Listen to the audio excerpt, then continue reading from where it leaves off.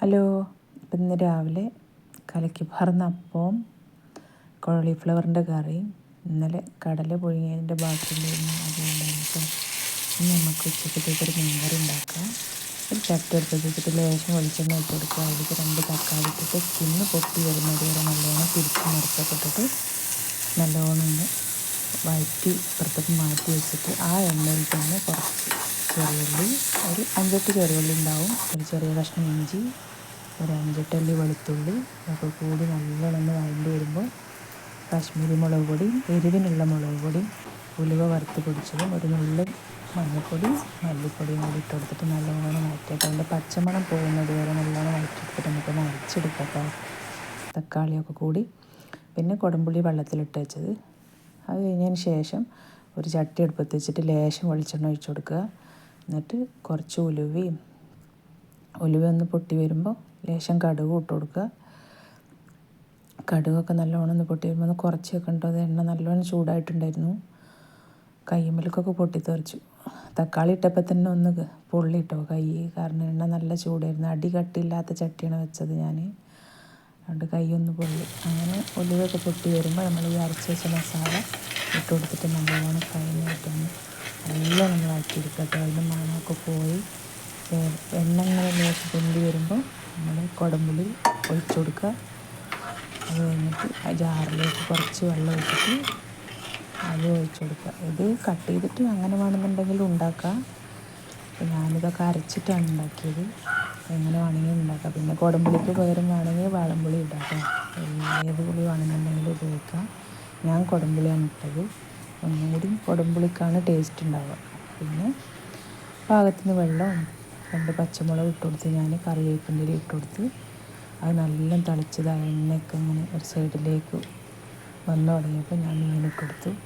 ഞാൻ അയിലയാണ് കേട്ടോ, ഏത് മീനാണെന്ന് വെച്ചാൽ അത് എങ്ങനെ വേണമെന്നുണ്ടെങ്കിലും ചെയ്യുക. ഞാനൊന്ന് വരഞ്ഞിട്ട് ആണ് ഇട്ട് കൊടുത്തത്. പിന്നെ മുറിച്ചിട്ടൊന്നുമില്ല, മുറിക്കണം എന്ന് വിചാരിച്ചതാണ്, പക്ഷെ അത് മുറിച്ച് കഴിഞ്ഞാൽ പിന്നെ വലിപ്പം ഉണ്ടാവില്ല, അതുകൊണ്ട് അങ്ങനെ തന്നെ ഇട്ട് കൊടുത്തിട്ടോ. പിന്നെ അത് കഴിയുമ്പോൾ ലേശം കറിവേപ്പിൻ്റെയും കൂടി ലേശം കൂടുതൽ ഇട്ട് കൊടുക്കുക.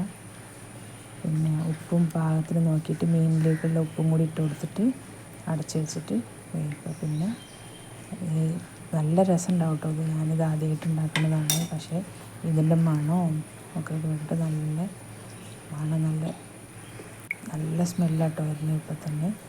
പിന്നെ മീനിലേക്കുള്ള ഉപ്പും കൂടി ഇട്ട് കൊടുത്തിട്ട് 2 കറിവേപ്പിൻ്റെ തണ്ടും കൂടി അതിൻ്റെ മുകളിൽ വെച്ച് കൊടുത്തിട്ട് അടച്ച് വയ്ക്കുക.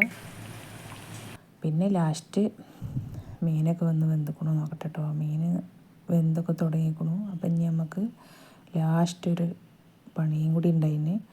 ഒരു 4 ചെറിയ ഉള്ളി ചതച്ചിട്ട് പച്ച വെളിച്ചെണ്ണ ഒറ്റിച്ച് കൊടുത്തിട്ട് അത് അതിൻ്റെ മുകളിൽ തട്ടി കൊടുക്കുക കേട്ടോ. എന്നിട്ട് ഇത്തിരി ചൂടുവെള്ളം, അതായത് ഫ്ലാസ്കിൽ ലേശം വെള്ളം ഒഴിച്ചിട്ട് പിന്നെ അതൊന്ന് കലക്കിയതിൻ്റെ മുകളിൽ ഒഴിച്ച് കൊടുത്തിട്ട് ചെറുതായിട്ടൊന്ന് സ്പൂൺ വെച്ചിട്ട് ചെറുതായിട്ടൊന്ന് ഇളക്കി കൊടുക്കുക.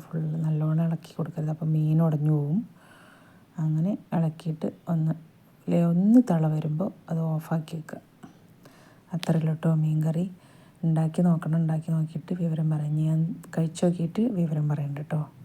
ഇപ്പോൾ എത്രത്തോളം ടേസ്റ്റ് ഉണ്ട് എന്നുള്ളത് ഇപ്പോൾ പറയാൻ പറ്റില്ല, ചോറ് തിന്ന് കഴിഞ്ഞിട്ട് നമുക്ക് പറയാം. അപ്പോൾ അതവിടെ ഇരിക്കട്ടെ. ഇനി അടുക്കളയൊക്കെ നേരാക്കാനുണ്ട്, പാത്രങ്ങൾ കഴുകണം, മീൻകറി അവിടെ ഇരിക്കട്ടെ. അപ്പോൾ ഇന്നാണെങ്കിലോ ഭയങ്കര മഴയും ഒരു ചീഞ്ഞ ഒരു കാലാവസ്ഥയാണ് കേട്ടോ.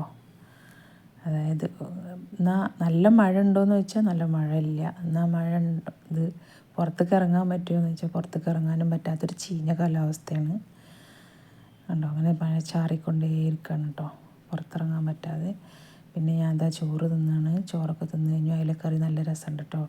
അപ്പോൾ വീഡിയോ ഇത്രയേ ഉള്ളൂ. ഇന്നത്തെ വീഡിയോ ഇഷ്ടമായാൽ എല്ലാവരും ലൈക്ക് ചെയ്യുക, ഷെയർ ചെയ്യുക, സബ്സ്ക്രൈബ് ചെയ്യുക. അപ്പോൾ ഓക്കെ, ബായ്.